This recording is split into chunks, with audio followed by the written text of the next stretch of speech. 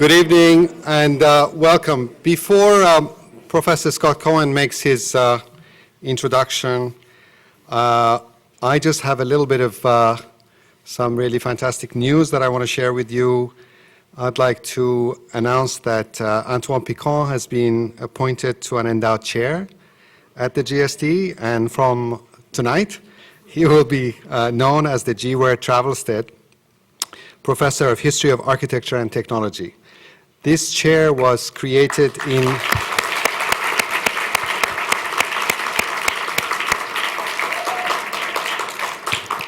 1986 by a gift of G. Ware Travelstead to establish a professorship at the Graduate School of Design that's intended to benefit the advancement of scholarship and instruction in design and design theory. Congratulations.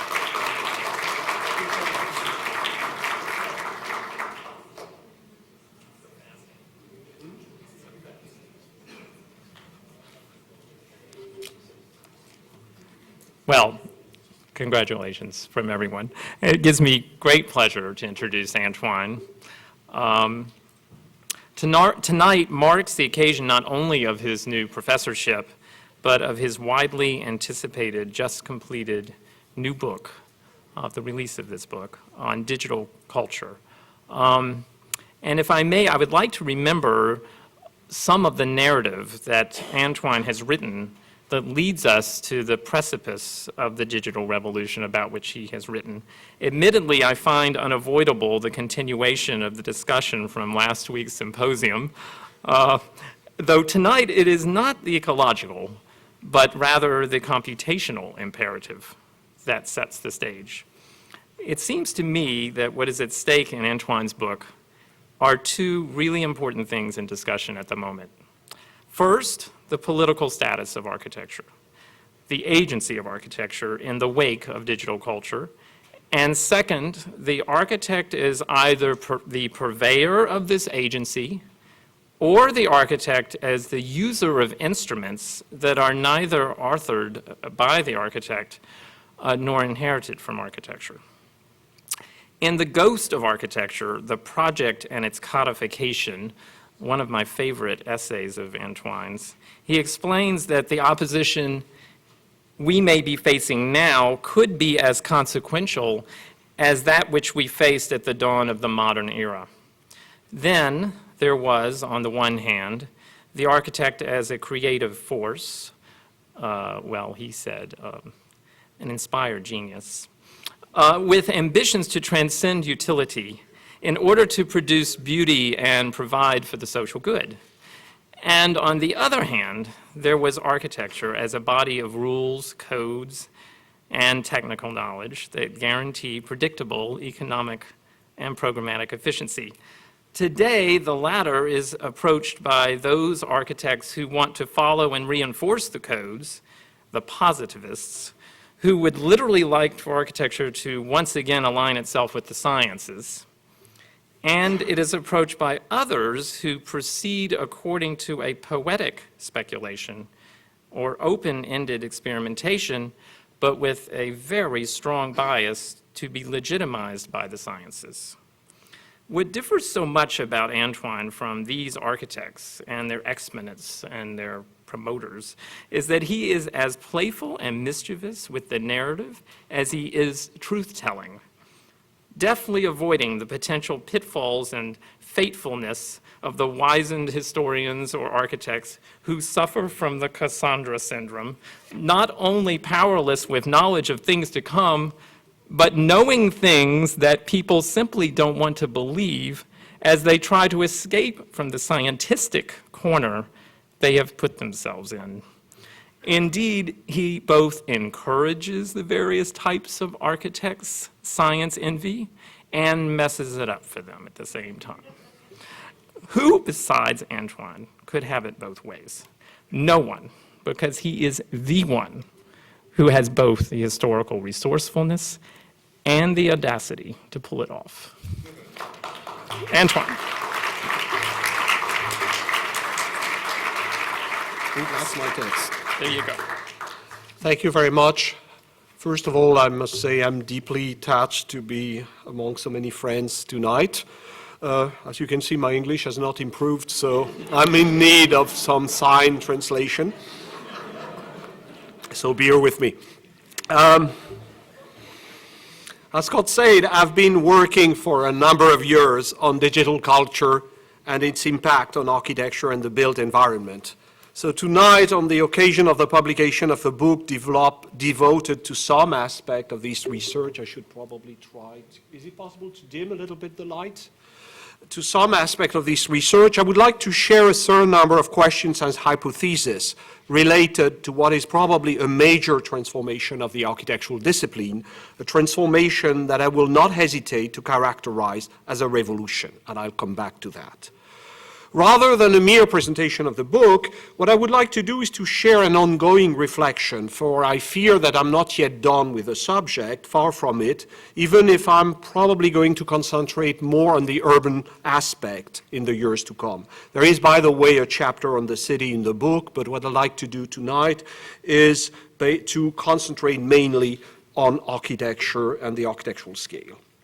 One may, of course, wonder, and I do wonder sometimes, why an historian like me has devoted so much time to a phenomenon that appears extremely recent at first.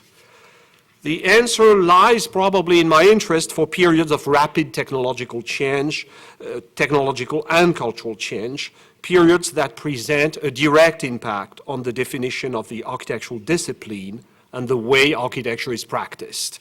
I've begun by studying for many years how the discipline and the profession were transformed on the dawn of industrialization, and I've become similarly fascinated by the scope of the changes that have accompanied the diffusion of the computer and more generally the rise of digital culture. As an historian, and I don't pretend to be at all a designer, as those who know me know, what I've tried to bring to the study of the question is a certain type of critical distance. The critical distance is not only the result of the tendency of the historian to question the validity of the discourses he's confronted to. As you know, historians are somewhat skeptical. As soon as they hear something, they begin to doubt a little bit. But it's not only that. I think it's also the consequence of the adoption of a broad time frame to examine the phenomenon. In the case of the relation between digital culture and architecture, this has led me to replace the recent evolution in a much longer chronology than what had been often retained. I'm not starting as early as someone like Mario Carpo, who likes to begin at the Renaissance, but rather at the end of the 19th century. I'm probably more in that way closer to what a lot of social and cultural historians have done. And I think indeed part of what we see today may be interpreted as a distant result of what happened with the emergence of an information-based society at the turn of the 19th century. So here, the offices of the Prudential Company at the turn of the 19th and 20th century, this is the moment when information, data, becomes a crucial dimension of social and corporate life, with all sorts of problems linked to data processing, etc. Another series of changes appear as a consequence of the rise of the computer, both as a machine and as a vision of the world, one could even say an epistemology, at the end of the Second World War. Here it's a view of the ENIAC, the first large electronic calculator, which was actually used for the calculation of the H-bomb shortly after the war. Later episodes, like the development of the internet, play, of course, a decisive role in today's development. At the various stages of this extended chronology, one finds a series of interaction between information, computing, and communication on the one hand, architecture, urban planning, and urban design on the other.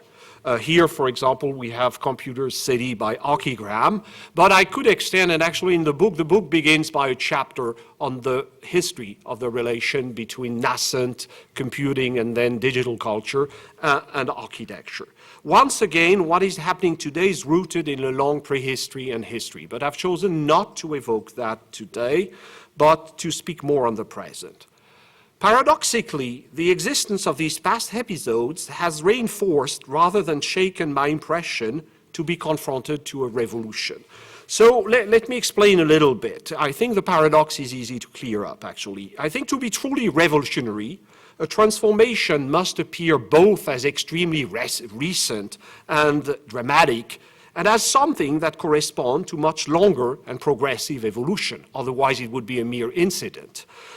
Beside being sudden, violent, and radical, the French Revolution would not have represented such a change had it not addressed some of the long-term structural contradiction of the old regime. So in some ways, what I'm arguing is that it's a revolution because, strangely, it has a long prehistory and history.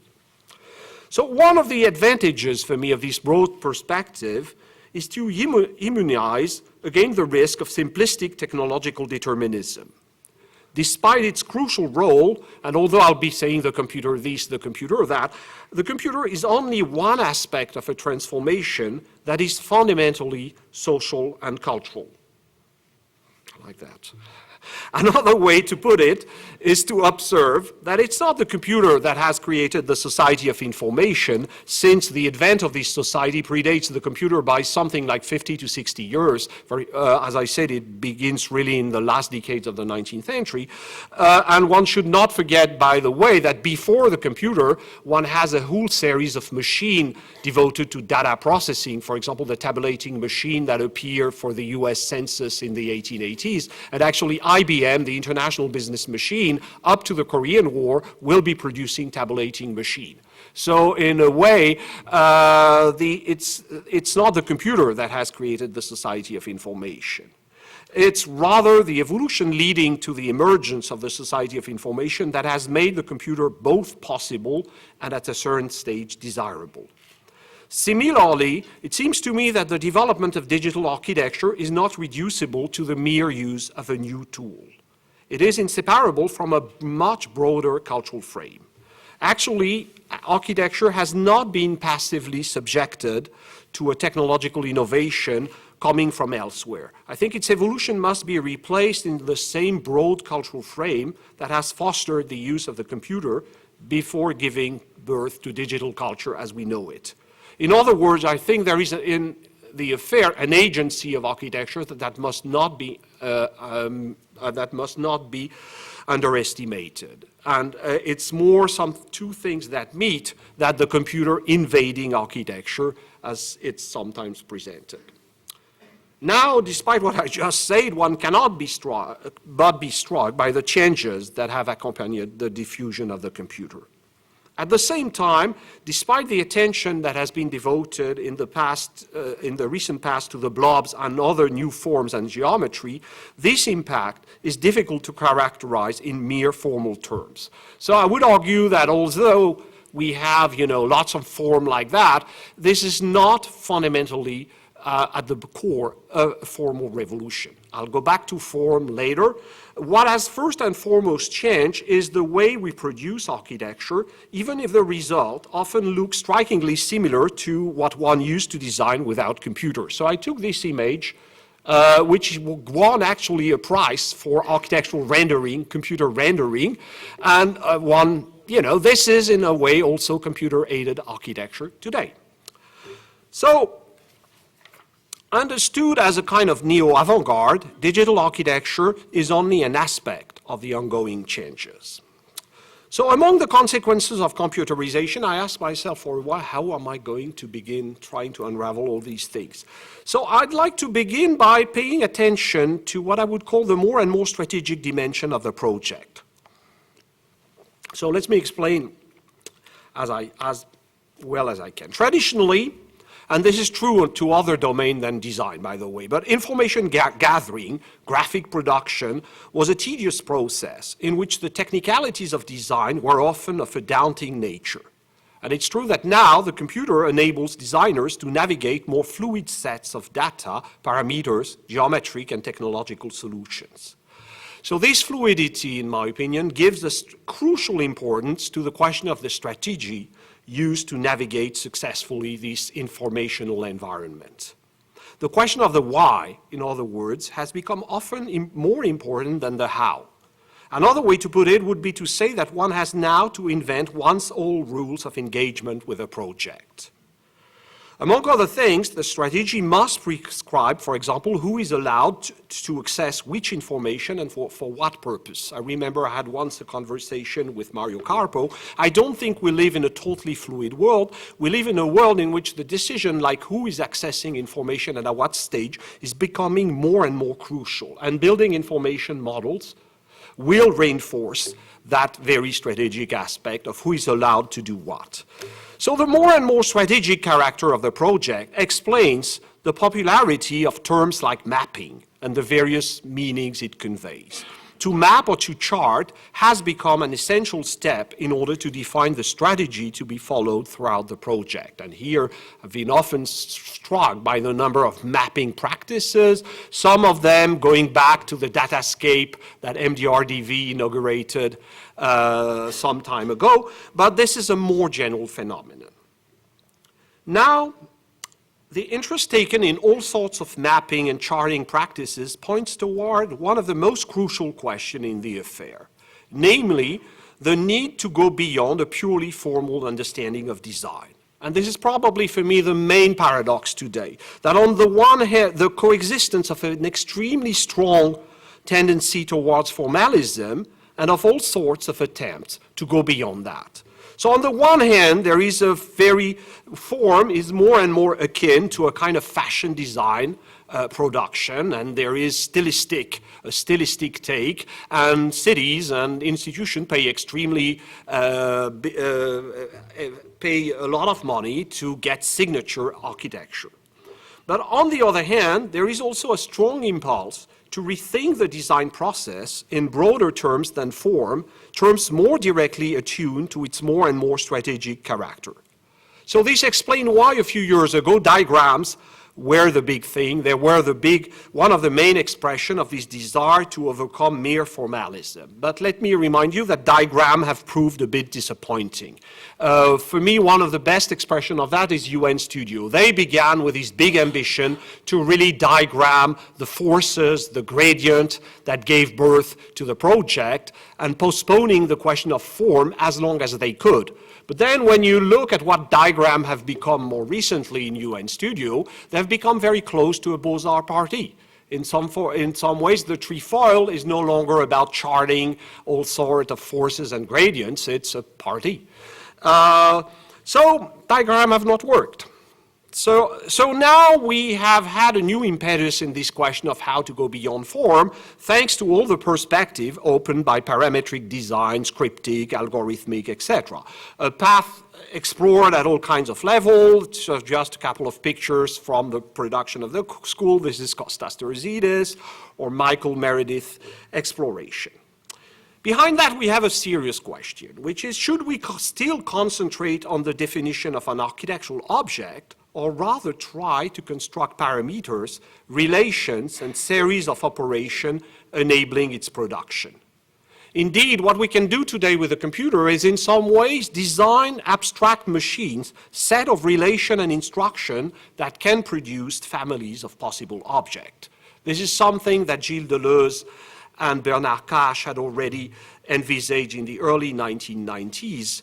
But this question of, in a way, conceiving no longer object, but system or machines, if you like, abstract machine that can produce families of relevant objects, is probably a fundamental alternative today. So for those interested in parametric scripting and algorithmic, there is an ambition to be simultaneously more generic and abstract, and at the same time, because of the potential of the new tools, more susceptible to answer the strategic requirements of the project. There again, it's hard to totally understand from outside the realm of design how abstract can be those people very often, and at the same time believing firmly that this is the right way to grasp reality. So this might be an illusion, but it's a very powerful illusion today in some circles. And after all, one may imagine the integration of all kinds of structural, but also economic and even urban parameters in the conception of what I've called abstract machines meant to generate architectural forms. So it means something for me which is quite problematic, and I must say as an historian, all I have to confess is my deepest perplexity about at what level will we design in the future. this is far from being determined. Are we still going to design forms, or are we going to conceive systems that give birth to families of forms? And even if one may meet with a certain degree, that's the historian in me, of skepticism, in front of the grand claims of certain proponents of a totally algorithmic architecture, I think this is a real question today. At what level are we going to design? What will design mean? Which translate also in very practical terms. Should we still learn drawing or not? For example, this is a question for all kinds of architectural education institutions. So of course it's very easy to criticize Carl Schuh's ambition to grow, in an almost literal sense, architecture through algorithmic procedures inspired by genetic coding processes. But this is not necessarily, after all, an absurd idea. Let me remind you that science and art have been able to play quite successfully with these notions of growth. Here it's an interactive plant work by artists Sommerer and Mignonneau, and there is a lot of things going on today in art about all these generative, artificial life, etc., things, which are inspired partly from what has been going on in the sciences. In other words, the nature and scale of the design operations might very well be on the eve of a transformation comparable in its scope to what happened at the time of the invention of the perspective at the Renaissance. And I'm really weighting my words. I think we may be, I'm not sure, I'm not a prophet, but we may be in front of very powerful and important evolution. So we're far from being there yet, but the perspective opened by the capacity of the machine to generate families of solutions instead of isolated ones present already a series of consequences. So the main one for me is that form is less and less something that exists in a static state, as a stasis. It appears more and more as an instance, as an occurrence, something akin to a cross-section or a still in a theoretically unlimited flow of geometric and technical circumstances. And for me, this is why the pictures of movement produced by Marais, Muybridge, and others have fascinated so much all those who have tried to understand the status of digitally produced form. And it began with Greg Lynn, and it has been going on ever since. This is why also we have so many frozen flows in digital architecture. Here, an early frozen flow by Jesse Reiser and Nakano Umemoto, the West Side Convergence Project, but we still have quite a number of those. What I would argue at that stage is that, and that's a bit difficult to think sometimes, but forms become, instead of being thought as a thing, forms become commensurable with an event. Form happens. So, I always use this bizarre François Roche project as, form happening all of a sudden. Form happens, to put in slightly different words, form becomes rather to the category of action today than the category of traditional substances or beings. So form has more to do with action. There is, by the way, and this is where information history and information theory plays a role, a long history of the relation between information, computer, and an event and scenario-based vision of the world. A philosopher, Pierre Lévy, in a book published some 20 years ago, but which was, I think, still a very good book, explained at length that a bit of information is not a thing. It's not even an atom, it's an atom, what he called an atom of circumstance, because information actually is relative to the state of a system. It's something that happens. And the computer was from the start a machine that allowed more to see events than things. If you take during the Cold War, one of the first functions of computer at a large scale was to see events like possible nuclear strike. This is a view of the SAGE system, which was the first anti-missile system in the US, and actually the first large computer network. What you saw on the screen were actually scenario or events, things that happened or could happen. This has remained true today. You take the financial markets, what one sees on a computer are situations, not things. So this commensurability between form and events present for me a series of consequences. First, It provides for me the true basis of today's performalist tendency. If form happens, form is essentially active. And this performalism expresses itself at various scales, from micro-environmental requirement to urban situation. If form happens, if form has to do with action, it can be an essential part of the various scenarios we mobilize to think about the future. And that explains to me the spectacular comeback of star architect to write or to evoke the future of cities. When you see something like that, this so-called parametric plan of Zaha Hadid, it's actually not a plan for Singapore, it's a scenario. It's something that has more to do there again with a series of action than traditional plan. So that would be the first consequence. Second consequence for me, there is no event without a background, a milieu, or to use a term à la mode, an environment. What is at stake is the desire for a new and more intimate connection between the architectural object and its environment, an environment which is not reducible to the old notion of context, but represents something of a more dynamic nature. Diagrams aimed already at mapping this dynamic environment, and parametric design and scripting are new expression of this concern. That explains also all the rhetoric developed at length in some journals about emergence, etc. Third and last, the traditional status of architecture as plenitude and presence is radically challenged by this evolution. And this is where we find the connection between Eisenman's former deconstructivist agenda, as expressed, for example, in his archaeological projects, and the rise of digital architecture. But there are a lot of theoretical and practical consequences of such a transformation that are still in need to be thought of. And this is for me all the more the case that, that is for me a series of key notions of the architectural theory and practice are simultaneously shaken by the rise of digital culture. So the first for me is the scale. On computer screen and forms seem to float without definite scale. By the way, it looks like, a sponge or a madreport. This is supposed to be a mega structure. So the incertitude is also practical, and this is contrary to the fact that architecture, and without even has now function at all kinds of scale that used to be non-architectural before, beginning with a gigantic. In a few decades, we have passed from architecture at a relatively medium scale to the gigantic scale. This is connected probably to something more general, which is the fact that the world of information has no natural scale.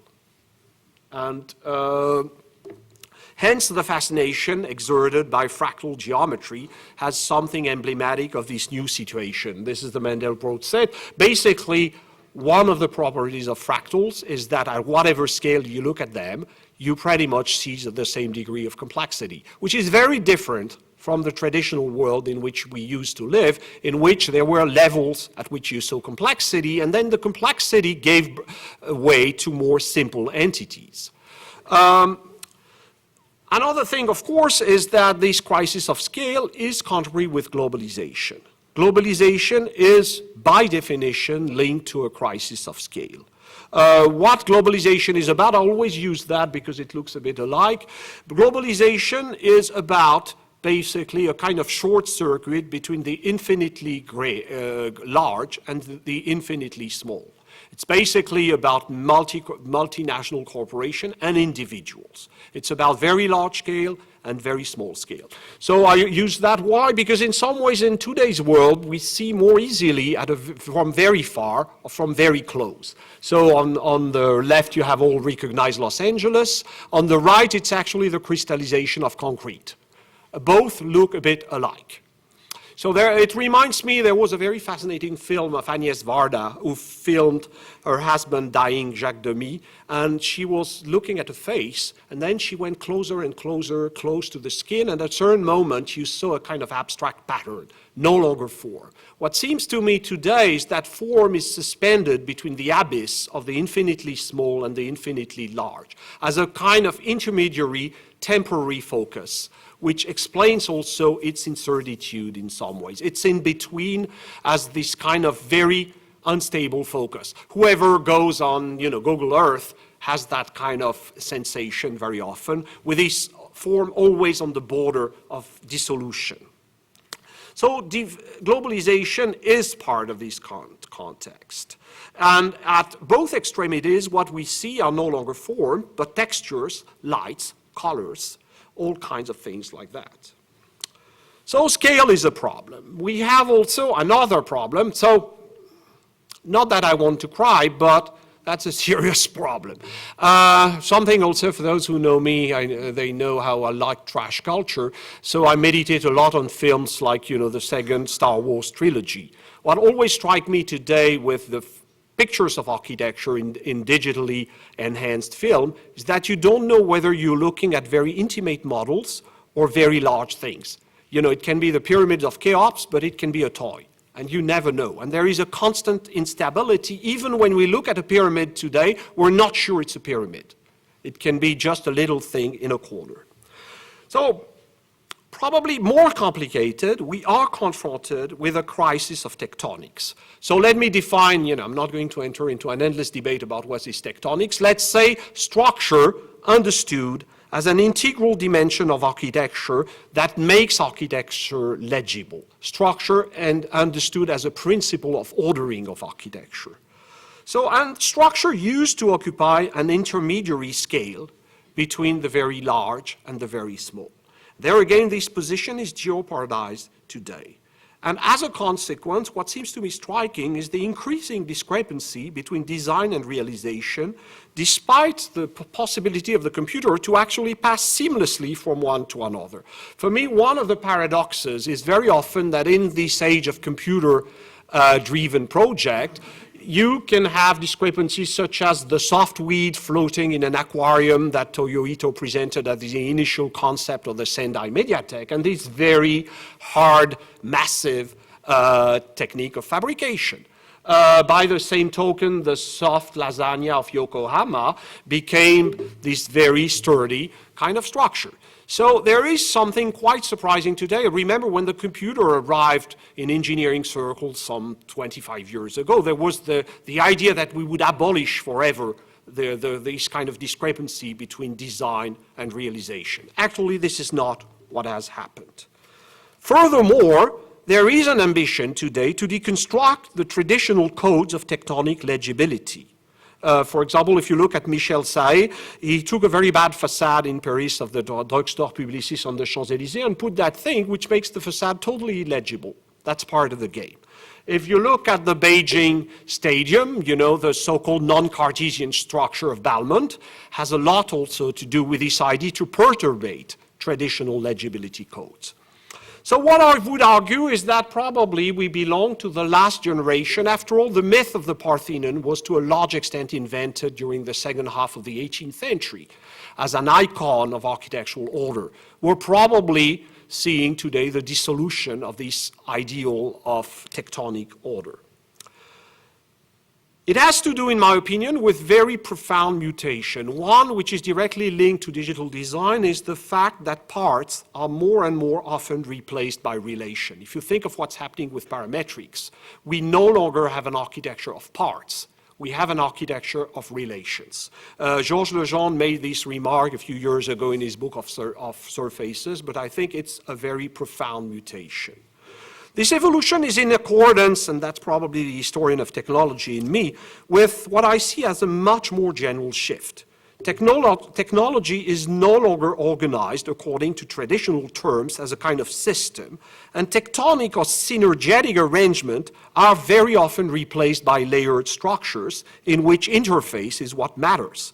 So, for example, if you take composite materials, computers, etc., the idea that instead of arranging things a little bit like a bicycle or a cathedral as a structure, you pile them and you interface the various layers. This is very often what's happening today. There is also a tendency today to treat structural problems, for example, at the level of materials. You take the automobile bumper of the 1950 American car used to be like a cathedral, a kind of fortification of the car. Today it's a composite, smooth material that deform and absorb part of the energy. It's no longer a structure in the traditional sense. In technology, in addition, the superstructure, what's used to be considered as the superstructure, becomes often more fundamental than what's used to be the hardware. You take a computer today, the operating system is something much more crucial, or the software, than the hardware. And when a company has to change software, this is really the infrastructural decision. So architecture seems to be in tune with this world, and this is where the accent put on surface and ornament play a role. And this, of course, echoes the characterization of postmodernism made a few decades ago by authors such as Jean-François Lyotard or Francis Jameson. You know, the idea that the surface is the true depth. Beyond the postmodern episode proper, this accent relates to the importance taken by codes, communication, and affects, notion on which I will come back in a minute. So surface is ornamented, and surface is very often, in some ways, more fundamental than any kind of tectonic.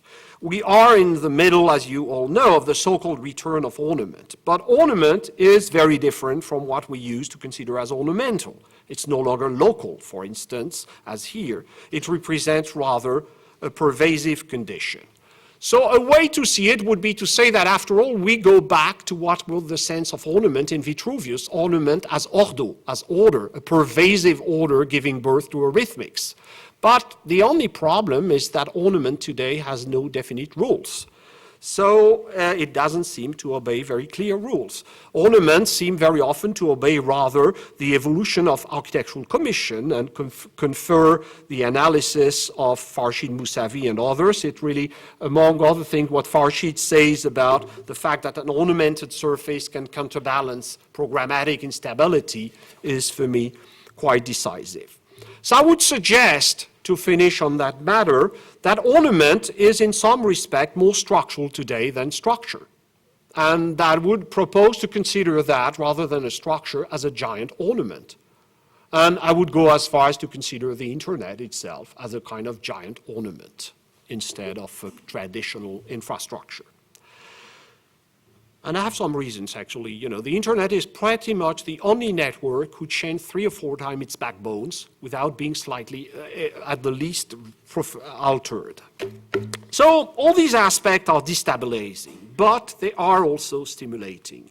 I've mentioned repeatedly the connection with the general evolution of science and technology. What seems to be at stake is probably the exploration of a new conception of the natural world and its relation to man. And for me, this is what I call very often materiality, which has to do, materiality is not something that exists in itself. It has to do with the way we relate to the physical environment, to the way we really touch, experience things. So materiality is partially a construct. It's constructed through our experiment, through our tools and machines. And I would argue that the computer is not only a machine to compute. When the computer arrived, first it was seen as a machine to make calculation. Then people discovered it was a logical machine. I think what we have discovered since is that it's a machine that reshapes our experience of the world, beginning by the sensory experience. And all the development of interface, new interfaces, is part of that. So what I often use as an analogy is the car. In some ways, the computer is even more reshaping our environment as what the car did. And let me remind you that the car did reshape a lot of things. So just to give you a couple of examples that I always use, zooming, for example, we live in a zoomable world. And you know, a lot of kids, if they cannot click on an image, they're surprised. So the clickable has become the common condition, whereas it's so, there again, the vision has a very specific type of instability today that is quite interesting. We could go further. For example, you could argue that the car has changed the very status of our body, which is both empowered by the possibility of acceleration, etc., and at the same time fragilized by the possibility of accident. And James Graham Ballard wrote in his novel Crash very much about that. By the same token, I would argue that what the computer has made possible for us today is to live beyond the limits of our body, to live in this kind of strange milieu that is partly electronic, partly made of flesh. And, you know, we tend to inhabit more and more fully a series of spheres that extend beyond our skin, a theme that has been explored repeatedly by an artist like Stella Arc. So even more than the car, the computer is changing our understanding of materiality. And another example, for example, we used to think that abstract and concrete were opposite. Today, the very, very abstract is very often the same as the very, very concrete. So as I said at the beginning, one should not be techno-deterministic. When I say that the computer is changing things, I should rather say that the computer is among the privileged expression of a broader cultural change. And this change has, for me, to do with this exploration of a new materiality. And of course, design is not the only one to be mobilized. Science, technology, etc. are part of that. And actually, rather than form, for me, one of the true criteria of experimental digital architecture is its participation to this exploration of a new materiality. And this is what, for me, makes uses of the computer sometimes very innovative. So this materiality has in turn to do with a perception of the physical and social world as populated by processes rather than by things. The greatest paradox of today is actually that we live more and more in a continuous world. The world that was described by Gilles Deleuze in Mille Plateaux, note the beautiful French accent, or Le Pli, or for that matter. Hence, by the way, his enduring importance for so many designers. But you may note that the paradox today, that we live in a continuous world that can be explored only using the discontinuous tools of digital culture. So that's something a bit strange. So I'm not a techno-determinist, but like many historians, I'm actually a socio-determinist. Even more than the computer, what seems to me ultimately at stake in the changes that I've evoked so far is a profound transformation of society. So for me, one of the main features of this mutation in direct relation with materiality is the rise of a new type of individual, a digitally equipped individual with new expectations and requirements. In his 1995 books, Nicolas Negroponte, the founder of MIT Media Lab, saw in the rise of this new individual figure the difference between the information age and the digital age. I think actually he was wrong. Why? Because if you look historically, the rise of this new individual has been a very progressive story that began actually at the dawn of the 20th century. It began with two characteristics that emerged at the time and that we can still see today. On the one hand, an individual that is more and more screened, studied, registered, charted, etc. From Bertillon here, taking anthropological prints, to Galton and his obsession with fingerprints, etc. But on the other hand, and that will remain, I'll try to show until today, an individual that strangely transcend or escape these efforts at over-determining him with global apparatuses. So, and this is what Crary has studied with his fascination for lapses of attention. He takes very often this picture in which you can see this guy who looks a little bit like a scientist trying desperately to know what is the woman actually thinking. And he doesn't know. The subject, the turn of the century is the moment when you begin to measure the subject, and then it's the moment when you standardize time, and then Proust explains to you, or Bergson, that time, personal time, is irreducible to social time. So you begin to see this strange thing appearing. With also something also which is the emergence of the figure of the detective. Why the detective? Because this subject, one of his main properties, the new heroism of the information age, is to be able to decipher one's environment, to decode. And there is a specific heroism of decoding. This is Sherlock Holmes. One of the stories in which decoding is very literally what Sherlock Holmes does in the story of the Dancing Man. Always my taste for that kind of literature. Anyway, I can give you the code if you're interested. So hence also a new ambiguity at the time, is decoding something that is human or is it something that is mechanistic in essence? And this explained the emergence of all the theme linked to the robot, the android, etc. in turn of the century literature. If we jump in time, in the 1950s, it's the new figure is the cyborg, the connected, digitally already computer-connected individual. This is an experience on exoskeleton by General Electric in the 1950s. And the cyborg is very much about the possibility of a new soldier, a control, etc., etc. But at the same time, all kind of counterculture begin to use the same apparatuses, the same idea of measurement, etc., to actually explore freedom. And the big ambiguity of the cyborg theme is that on the one hand, it points toward military control, reduction of the individual to a machine, etc. And on the other hand, it points towards freedom, ambiguity, undetermination, etc., which Donna Haraway in her manifesto for cyborg will explain at length that the cyborg is actually a possibility of liberation.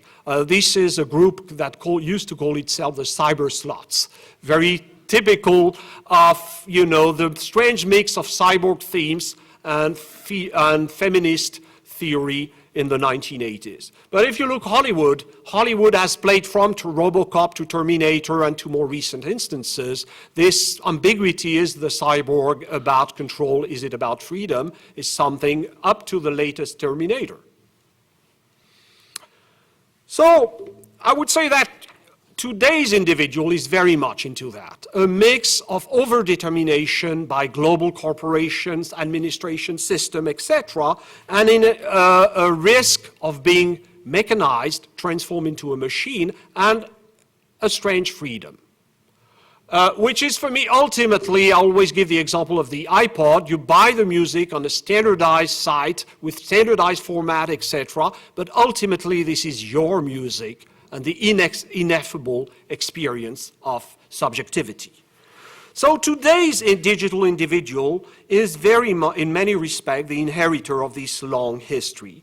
And digital tools are still about control and freedom, from biometrics tool to Twitter. And today's digital individual is both framed by powerful tools and institutions, and at the same time irreducible. So then what's new today in digital culture? Probably a series of inflection. Probably the most important one for me is that after the cyborg, what is coming is the idea that we inherently multiple, network-like. The brain is no longer a thing, it's a network. It's a series of 200-something modules that interact one with another. We're multiple, and the network is not only neuronal, this is a neuronal network, we are a network that extends beyond our brain and our body. We are not separable from our environment. One of the reasons is that we are actually a milieu. So, and this is something that cybernetics pretty early on began to think. So this is Gregory Bateson's theme in the Steps to an Ecology of Mind, and more recently Mitchell in Me++ has also elaborated on that. If you think a little bit about the status of ornament in architecture, it has to do with this idea that there is a new continuity between the subject and the architectural object, that there is no void between them, but a continuity, which explains why so many of these ornaments have a kind of hypnotic or tactile quality, as if the distance of vision was abolished by tactility. So there is a play, and very often what is sometimes very clumsily explained using, very often badly, the notion of affect borrowed to Deleuze, had to do with this idea of continuity, this kind of absence of boundary between subject and object. So this distributed in space individual is also a highly sensitive individual, and especially sensitive to sensory stimulation. And digital architecture, I spoke about materiality, it's very often about the satisfaction of the senses. And hence, for me, one of the best symbols is the fact that, if you take where do you find digital architecture very often, it's in high-end restaurant, luxury shops, etc., etc. Shop for Prada, you have more chance to find digital architecture than in social housing. So that will lead me to my final set of consideration, and I'm almost done. Am I still within the time frame? That's okay? Okay, 10 minutes more. Just about a few shortcomings of this beautiful story. The first one for me is political and social. Digital architecture has been pretty glib, to say the least, on that point. How can it contribute to more politically and socially urgent tasks? And I'm really struck by the distance between the researchers of a kind of digital neo-avant-garde and the social and political questions linked to dimensions like the environmental challenge. And let me remind you that this was not always the case. Somebody like Buckminster Fuller tried precisely to unite a sensitivity to what was at the time computer culture, an environmental thing. Not to say that everybody is indifferent to that, but I think the connection has to be generalized and theorized. The lack of political and social perspective has to do for me with the incertitude regarding time, history, and memory. We may have to reinvent this relation today. So, of course, I'm self-serving as an historian in saying that, but not only. For me, this is what struck me in a project like the Eisenman project for Berlin, that it succeeds in being both uncompromisingly abstract in its generative principles and connected to history and memory in a productive way. But I think this is quite exceptional. Most of the time, there is no clear historical perspective. We tend to live in something that looks more like an eternal present. And a present linked to the fact that so many things happen. Guess what? It's so exciting out there. Form happens, events happen, everything happens, and by the end, nothing happens, because too many things happen, which is something that had already been envisaged in cyberpunk literature. When you reread Neuromancer of William Gibson, the metaverse was already a scintillating texture that looked like a kind of eternal Las Vegas Strip, but definitely not something that had an historical gradient. And let me remind you that we're living in this fascinating present in which a lot of things happen, and the only future seems to be doomsday. And so since I'm European, I took a volcano for today. Usually I have photos of, sea rising, a lot of catastrophic things like that, but let's have a volcano for these days.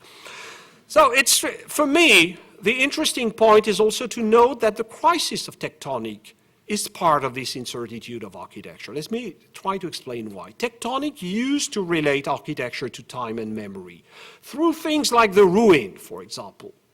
The ruin was the gradual dissolution that revealed the bones of architecture and that revealed also that there was a gradient of time. So, and more subtly also, the dialogue between the parts of architecture was something that had meta-linguistic connotation, something that had been envisaged by Panofsky in his famous essay on Gothic scholasticism and the link to, but more generally, the idea that architecture was never reducible to language, but the dialogue of its parts, one with another, had something in common with the spirit of language, etc. Today, when we, the problem of these digital relation is that they are not about to speak, and that's one of their problems. So how can we make them speak is a real question. Whereas here, of course, it's not a language, but it's almost interpreted on the fringe of becoming a language. Hence, so many temptations to speak of the language of the order, the language. It's of course not true, but there was something in the affair. So, of course, what's the solution? Let me be frank, I don't have the solution, otherwise I would be... but there are questions. One question, for example, is should we reconstruct something like a tectonic? And you have all kinds of swarm tectonics, etc. I think one of the big questions, and let's be honest when I say I don't have the solution, I think one of the biggest questions today is to know, for example, whether robotization will really happen. And until we know that, and what kind of robotization, we don't know what's going to happen, and it's very fine to give dissertation on tectonics, but since we don't even know what's going to happen to building production, we don't know. So there are a lot of things which we don't know. So the question of tectonic is part, for me, of a much larger set of interrogation regarding or relation to the strange world that the sciences and arts contribute to unfold under our eyes. It's a strange world, that's probably because I'm an old-fashioned guy. It's a world in which processes are more real than objects, but we still need the reassuring presence of object. It's a world in which we're not one, but multiple. We are profoundly an inherent multiplicity, But guess what? When we have a decision to make, we need the fiction that we are one and the same. This is a world in which nature, as distinct from us, does not really exist in the traditional sense, Confer, Latour, and others, but we need, there again, the fiction that there is a nature out there. In other words, we need to reconstruct, perhaps as fiction, a lot of traditional, or let's say neo-traditional notions. I said fiction because, the first fiction is, of course, that there exists such a thing as a human being.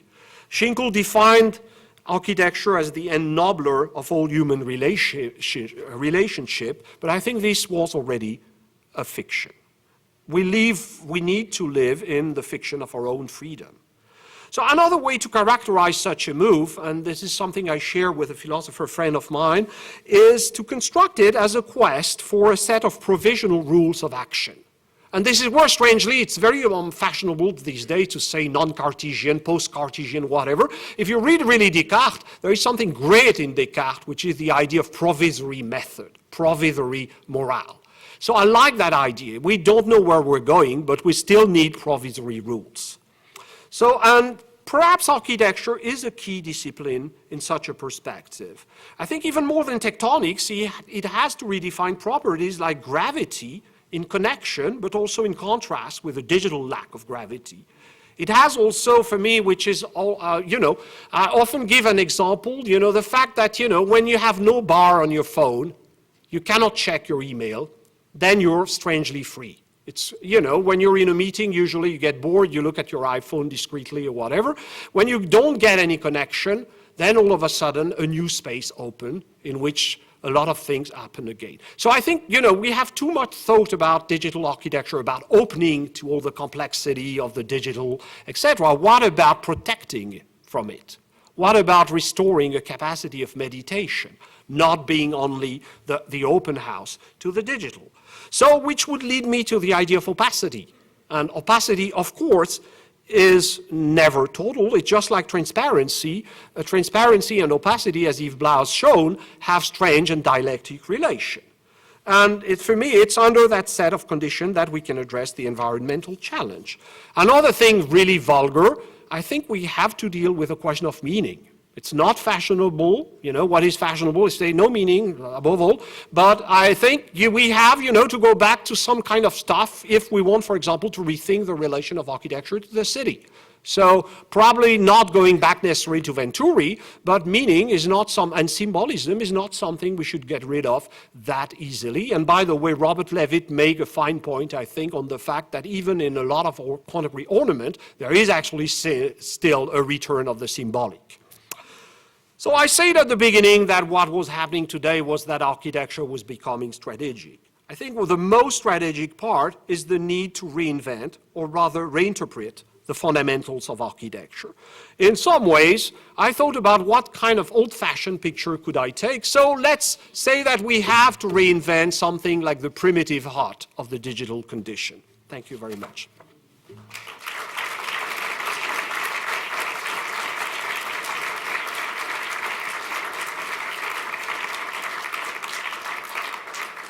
To the 18th century.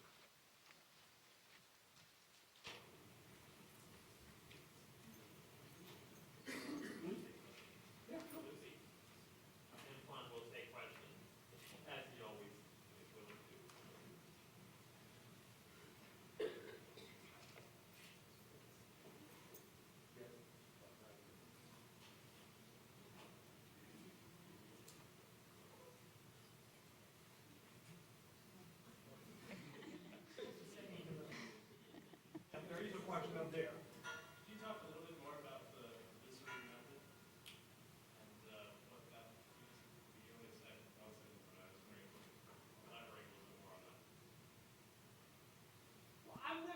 Much into, those who know me, I'm not very much into the guru thing. So, but if I had the time, I would say, let's take the 4 point of, reinventing the fundamentals of architecture, something that would be like, things like reinventing, things like the environment. I think we need to, but this is provisory, as I say. I think part of the problem today is very often to think that we're definitely going to you know. I think if already we were just temporarily asking ourselves a few questions, saying like the reinvention of meaning, because, you know, it's really striking that we're living in a society saturated with symbols, and there are only architects who say, you know, we're not interested in symbols. I think there is a problem. I think things like what I call opacity, or reinventing, if you want, transparency in the Blau extended sense, you know, reinventing something that screams. So I would have probably 3 or 4 points like that as a kind of provisory set of problems, but nothing definitive. And also knowing that, you know, reinventing the fundamentals, actually the truth about the fundamentals is that they're never stable in architecture. What fascinates me with architecture that there is arches, the idea of foundation, etc. And architecture is constantly trying to reground, to found itself again.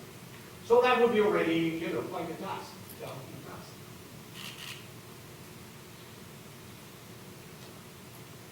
Yes?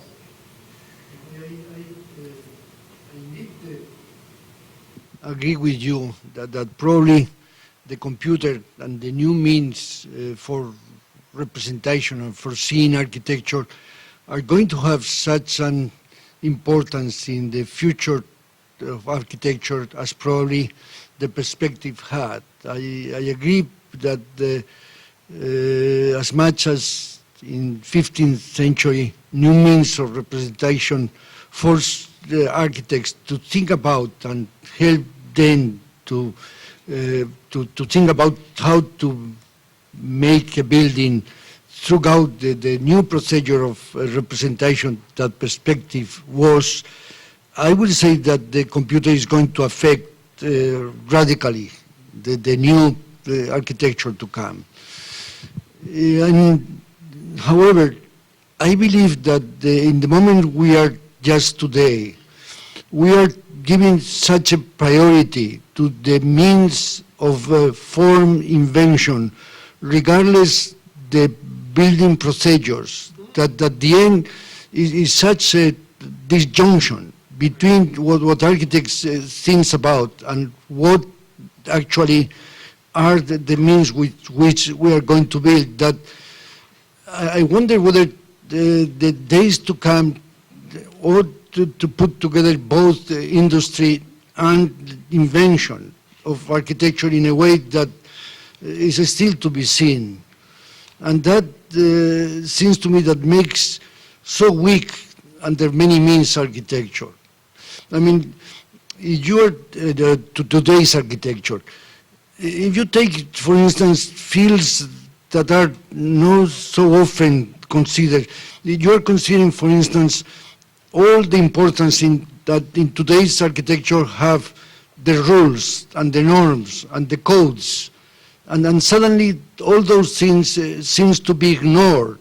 Just when you see how much all those constraints are ultimately going to affect what you do, at the end, I wonder whether the thinking about architecture should keep in mind many of those things and not, let's say, relying exclusively on this representation.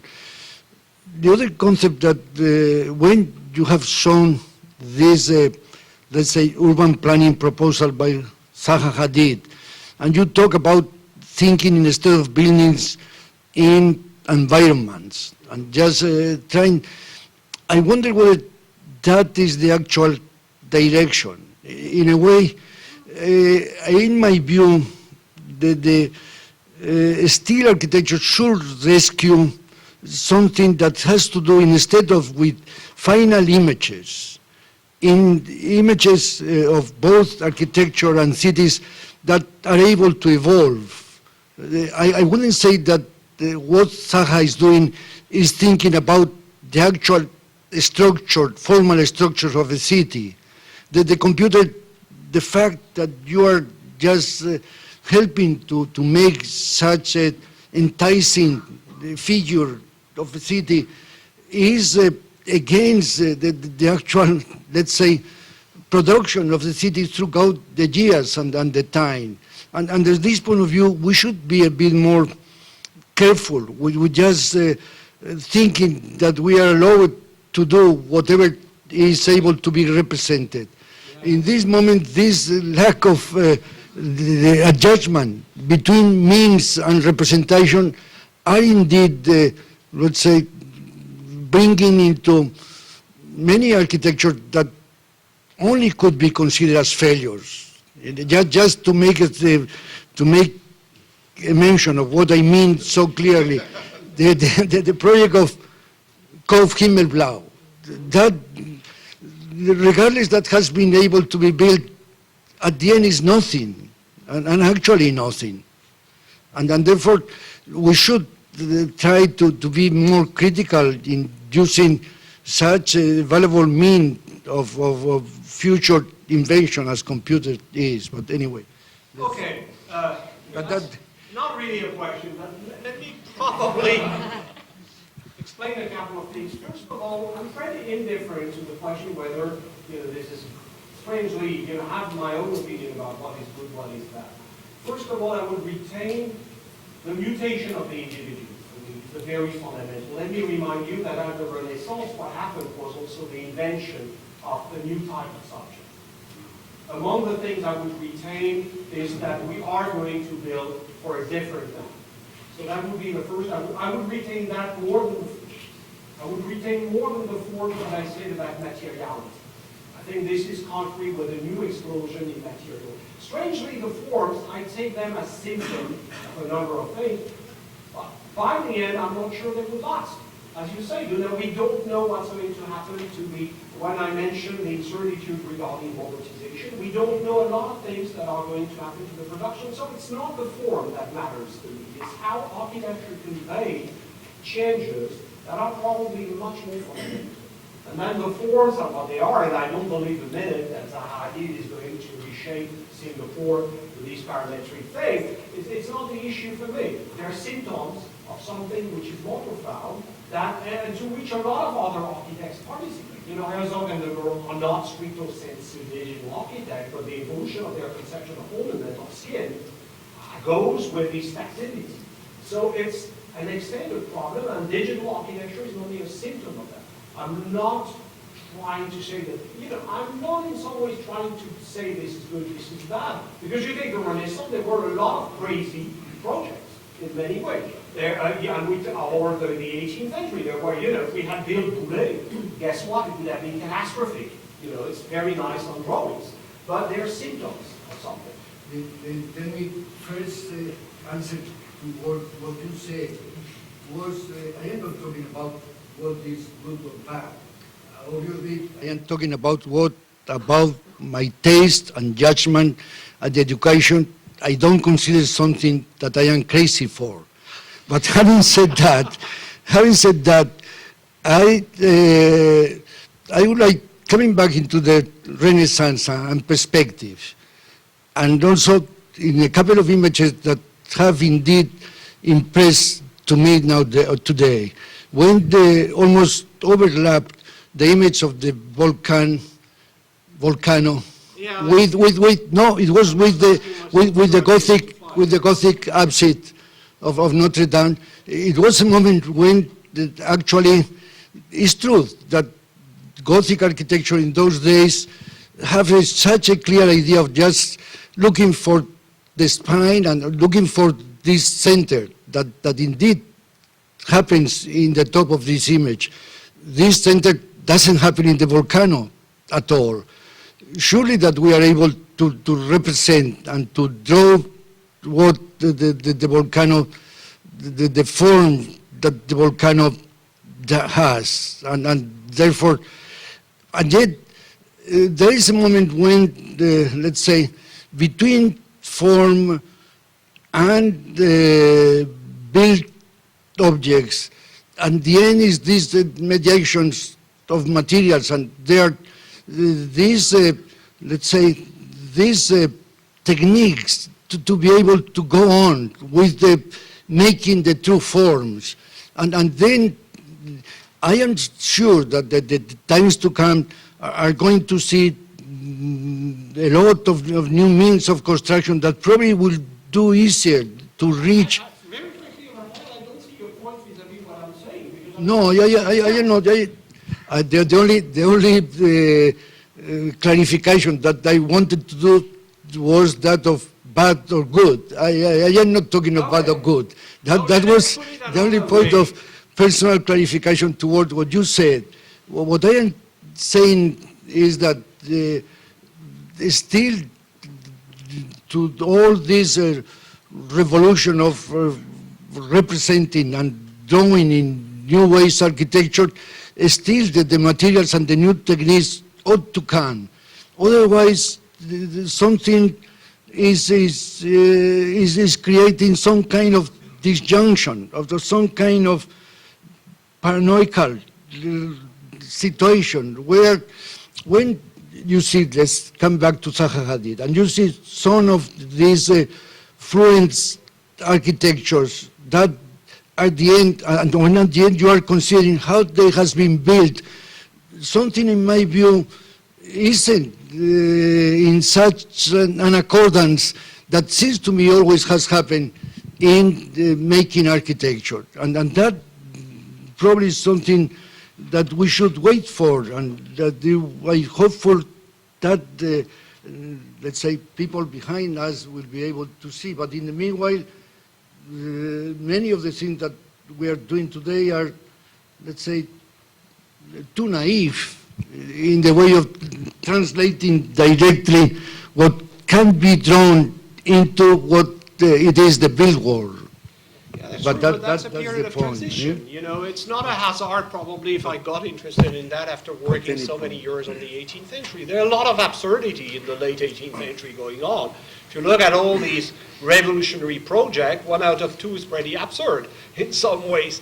But they brought, I'm interested in this period in which, yeah, I think it's true, it's not coherent. But it's precisely the coherence that says that something is changing, just like a tectonic plates. It's a moment in which you have things which are not in sync. For example, typically, I think a lot of things regarding the production of construction are not in sync with this architecture. But this is what is interesting for me as an historian. of course. It's damnedly interesting, just like Boulez, you know, these big machines by Boulez, they revolutionized by the end the way to think architecture. They were profoundly unbuildable. And in many ways, you know, the materials were not there at the time. You know, a lot of things of the late 18th century, you know, there is no iron, really, very few structural iron. It comes in general. So what I'm just studying is the moment when the plates in some ways are cracking. So it's not a moment of coherence, it's a moment of incoherence in some ways. You know, it's not that I'm especially happy that tectonic is in crisis, but I have to recognize that it's in crisis. And so that raises fundamental questions.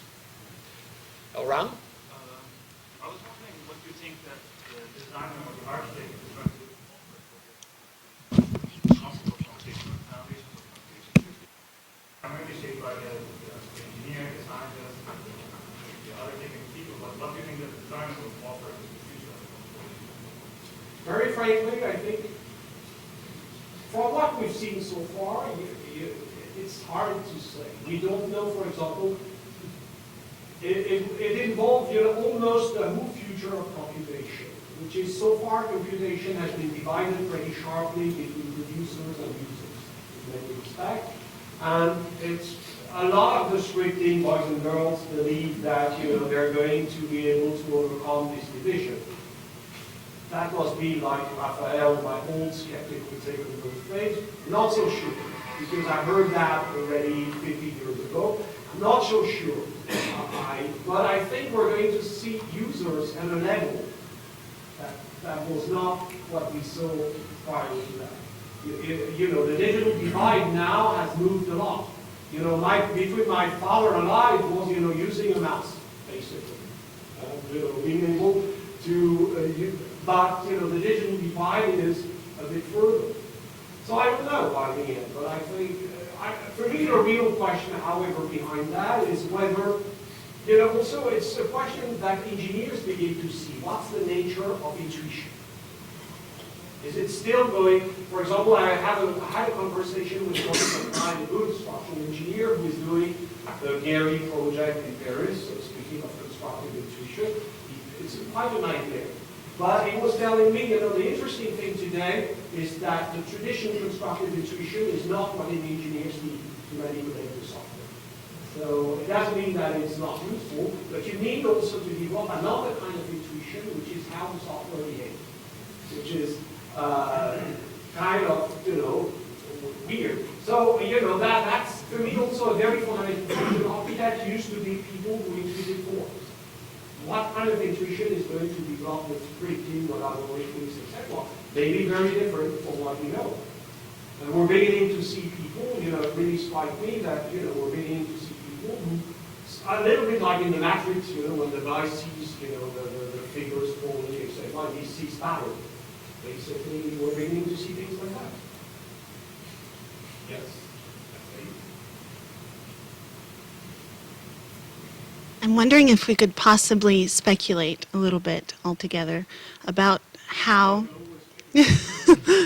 maybe this follows John's question a little bit, but how we can imagine a sort of course of action for, say, approaching this problematic of how to produce a space for meditation within a system of form that is action, that is performance, that is event.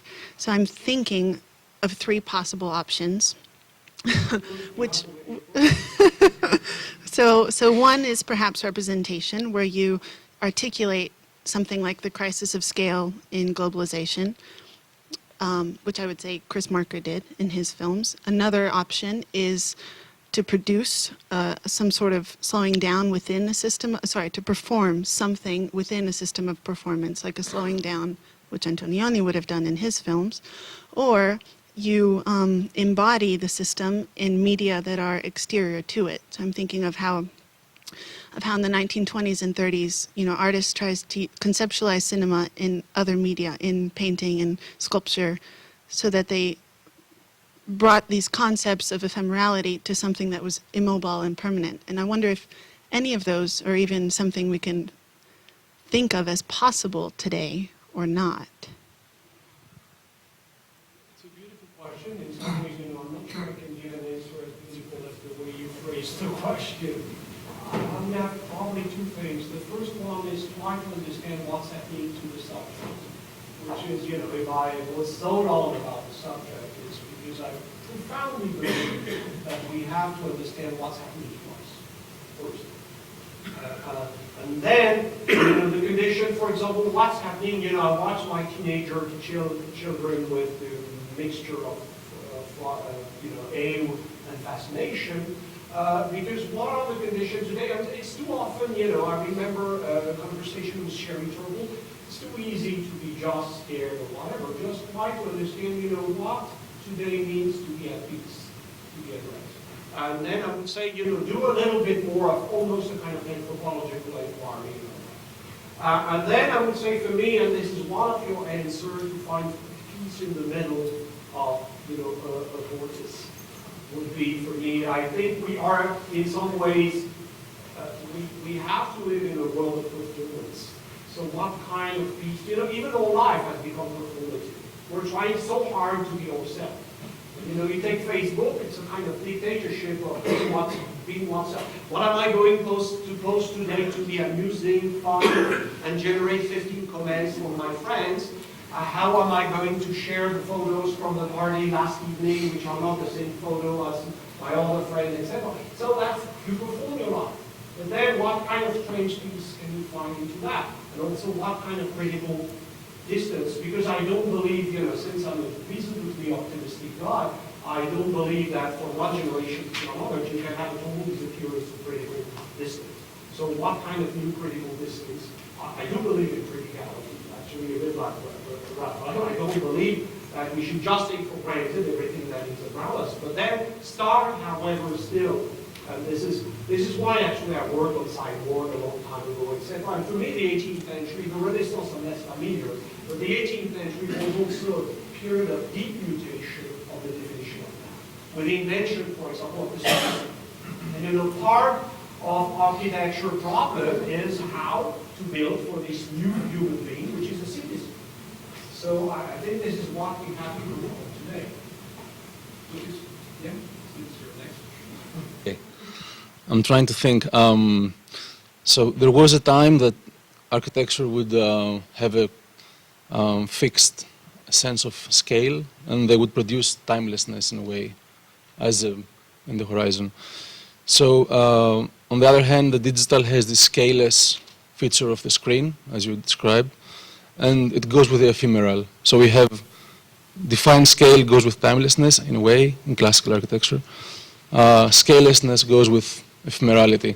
And the first expression of digital architecture was paper architecture, essentially.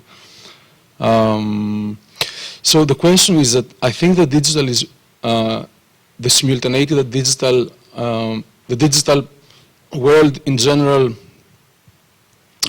produces is clearly a revolution.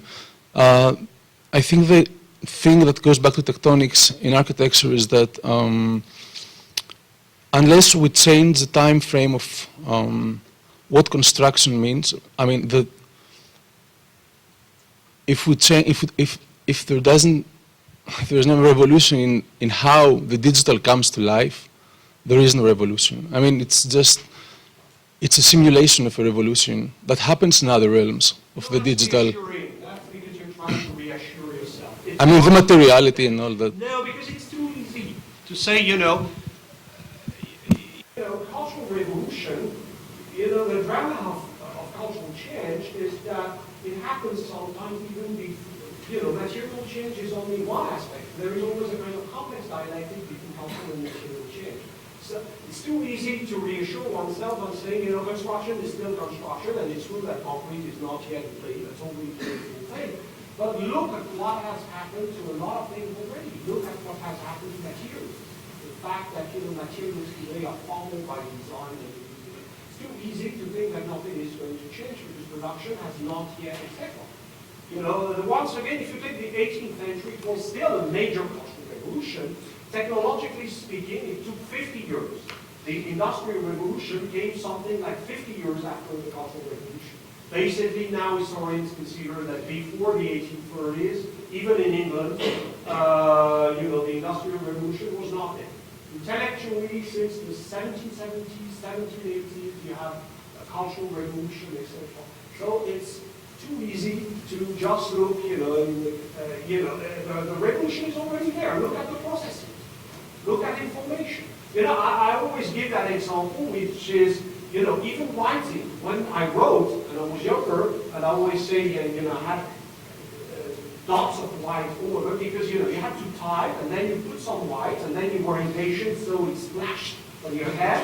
But, so this white was always looking like a mushroom. But what I want to say throughout that is that, for example, writing was a process in which the end was inscribed in the very process. Once you had finished typewriting 300 pages, you had great hesitation, restarting chapter 1. And that was, whoever has typed a memoir at that in those days. Today, we live in a far more reversible world.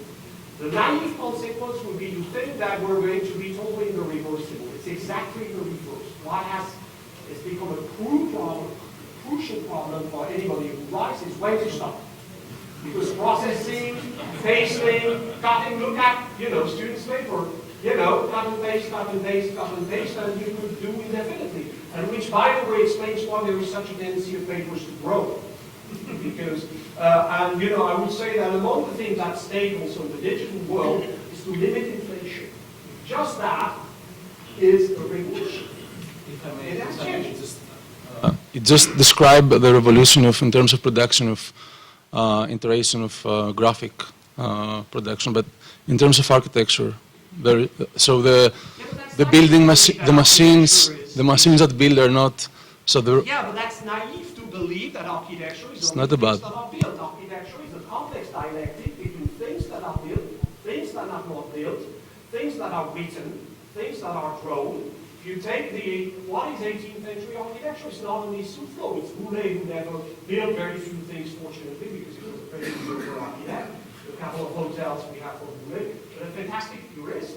It's a complex dialectic. It's not one thing, architecture. Otherwise it would be boring like hell. What is interesting is that I would say, probably, I do agree, practice comes first and build its buildings, but it's also text about building, it's also a lot of things that constitute architecture. You know, Boulay, to quote him, say, should I define architecture as the art to build? No, because architecture is primarily about imagination. Yes? No one denied that.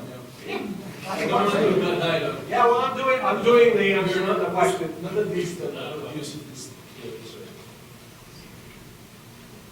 Thank you all so much. Thank you.